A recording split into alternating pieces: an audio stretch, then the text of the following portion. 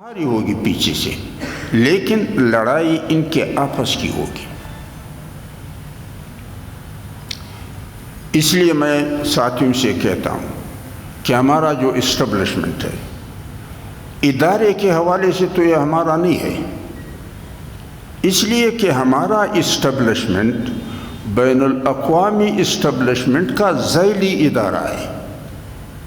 یہ ہمارے حفاظت کے لیے بھی نہیں ہے، ہمارے خدمت کے لیے بھی نہیں ہے، ہماری سہولت کے لیے بھی نہیں ہے، بلکہ ان کا اصل فریضہ جو ہے مغربی اقوام کے مقاصد کی وکالت ہے اور مفادات کی حفاظت ہے۔ البتہ افراد اس کے ہمارے ہیں۔ اب چاہیے یہ کہ اللہ ہمیں عقل دے کہ ہم آپس میں ایک دوسرے پر اعتماد کریں، ادارے کی مجبوری بھی سامنے رکھیں اور افراد کی ہمدردی کو بھی شریک کیا جائے، اور پالیسیاں ایسی بنائی جائیں کہ جس میں کہا جاتا ہے کہ نہ سیخ جلے اور نہ کباب۔ اگر ہم اور اسٹیبلشمنٹ آپس میں الجھیں گے تو اسٹیبلشمنٹ ہماری وجہ سے مجبور ہوگا مغرب کی پاؤں پہ سجدے کرے گا، اور ہم اسٹیبلشمنٹ کی وجہ سے مجبور ہوں گے مغرب کے پاؤں پہ سجدے کریں گے۔ تو اس لیے ہمیں اس پہ بھی سوچنا چاہیے کہ جمہوریت، الیکشن اور انتخابات کیا ہماری ضرورت ہے یا مغرب کی ضرورت؟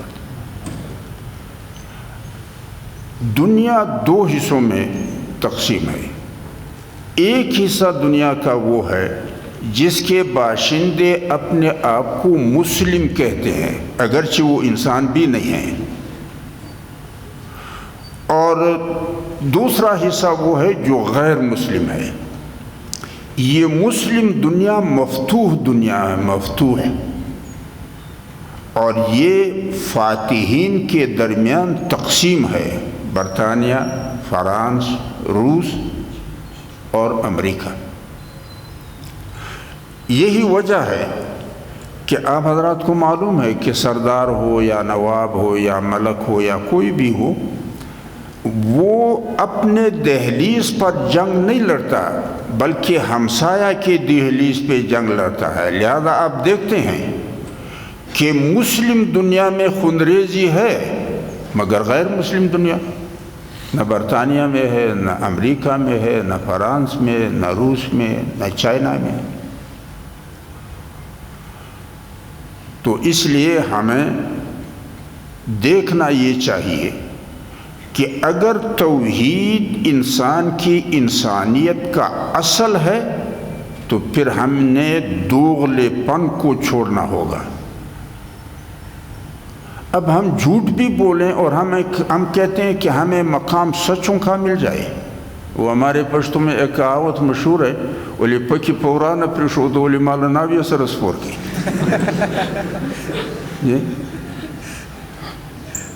جبکہ اللہ جل جلالہ فرماتے ہیں لعنت اللہ علی الکاذبین، جھوٹے میں نے اپنے درگاہ سے،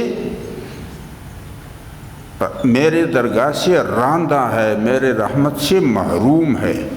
اللہ پاک فرماتے ویل للمکذبین، جھوٹوں کی مکمل تباہی مقدر ہے، دنیا میں ان کا امن و سکون تاراج ہوگا اور آخرت میں نجات سے محروم ہوں گے۔ تو ہم جھوٹ بھی بولیں اور ہم کہتے ہیں کہ ہم بڑے لوگ ہم سے بن جائیں۔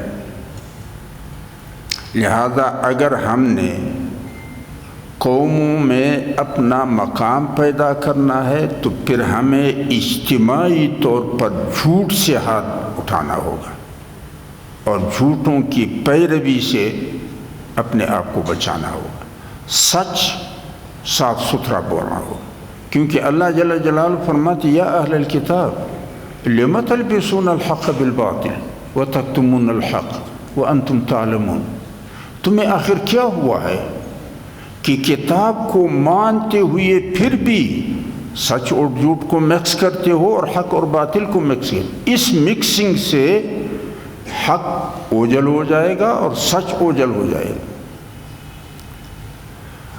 تو ہمیں سچ صاف ستھرا بولنا چاہیے اور سچوں کا ساتھ دینا چاہیے۔ اب آپ حضرات ہمارے سیاست کو دیکھیں، آپ کسی بھی سیاسی زعیم سے پوچھیں کہ سیاست کس زبان کا لفظ ہے، شاید وہ زبان بھی نہ بتا سکے۔ اور سیاست نام رکھا ہے منافقت کا، مکے دکھاتے ہیں سودا کرنے کے لیے، یعنی مخاصمت برائے مفاہمت۔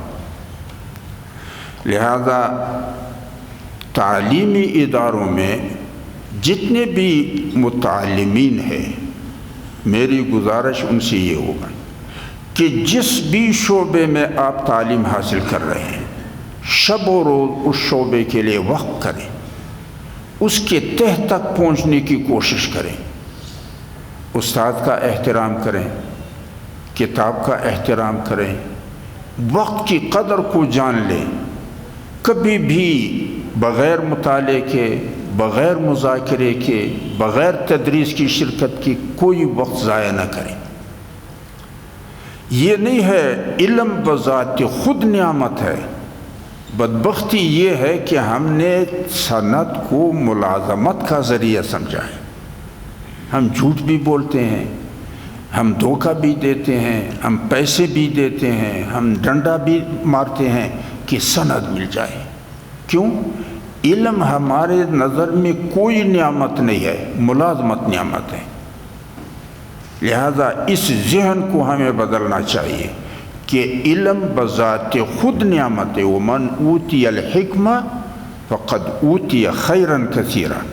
اور علم دو قسم کے ہیں، علم الادیان، دین آپ کو زندگی کا مقصد، زندگی کا منزل اور وسائل کا استعمال بتائے گا، اور فن یعنی کائنات کے مطالعے سے آپ زندگی کے وسائل فراہم کریں گے۔ تو انسان دو چیزوں کا جوڑا ہے، مادی جسد، اس کا تعلق مادی کائنات سے ہے، اور روح، اس کا تعلق ماوراء المادہ سے ہے۔ اب ہمارے بعض لوگ کہتے ہیں کہ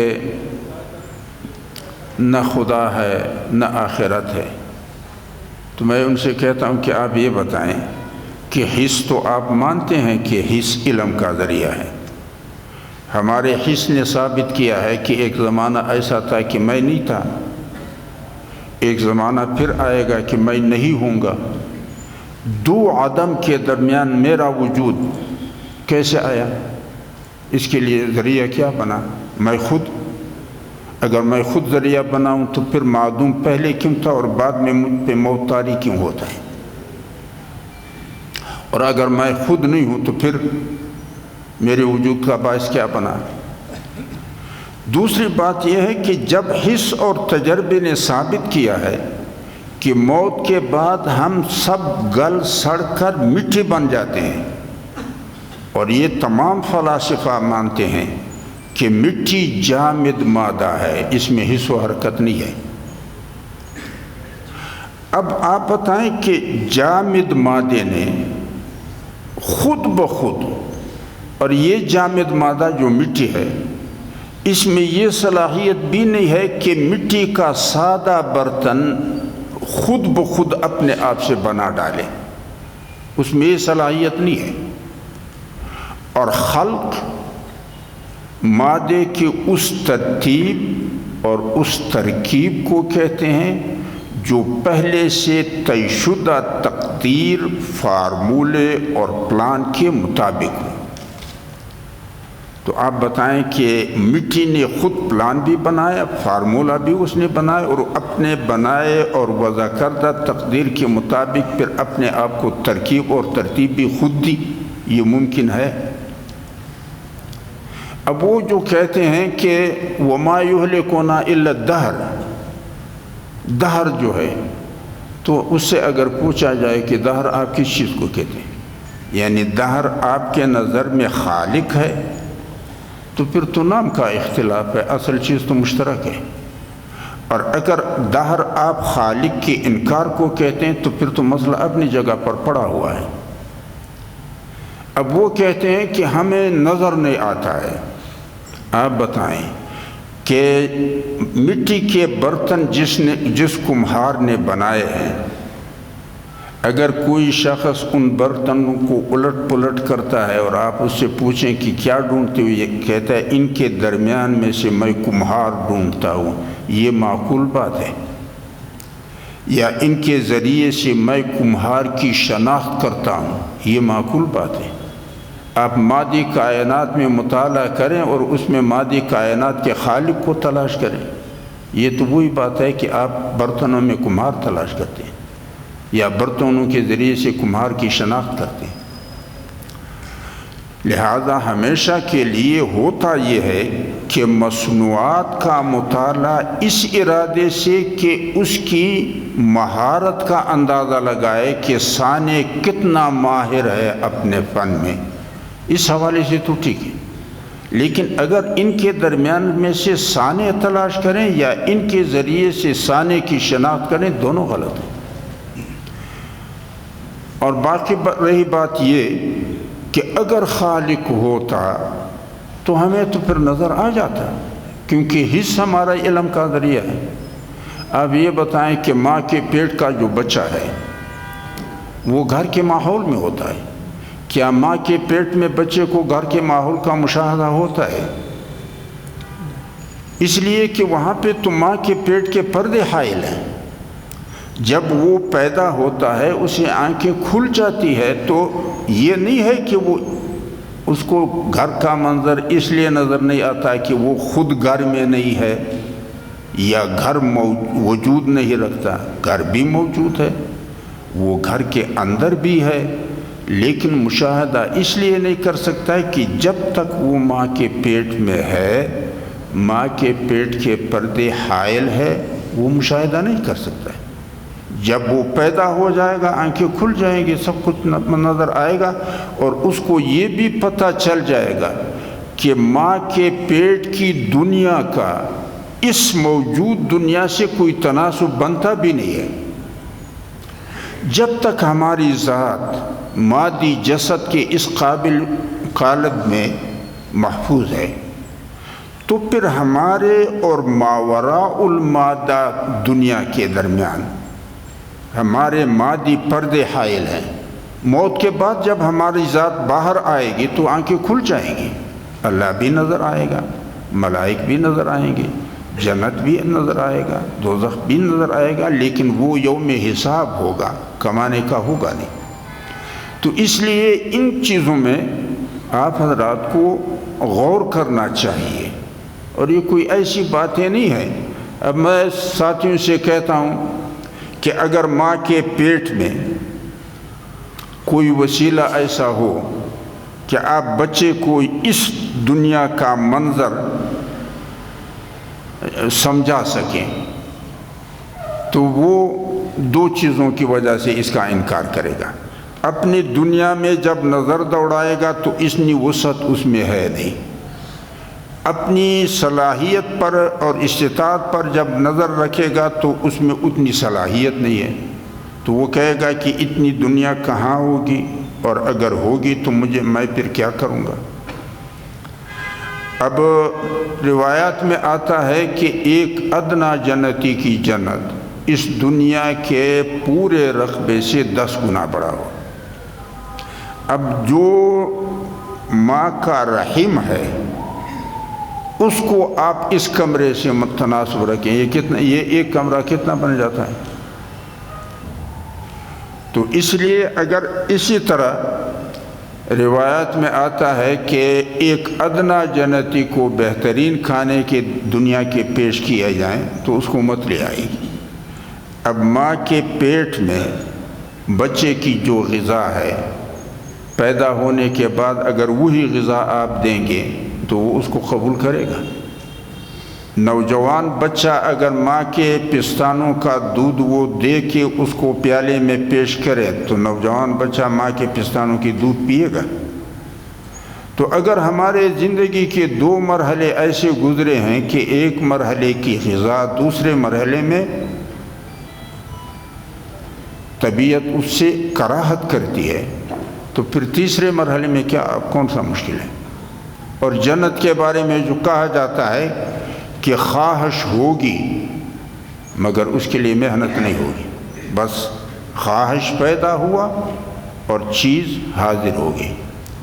ماں کے پیٹ میں بچے کو جو غذا ملتا ہے یہ طلب پر ملتا ہے، محنت پہ نہیں ملتا ہے۔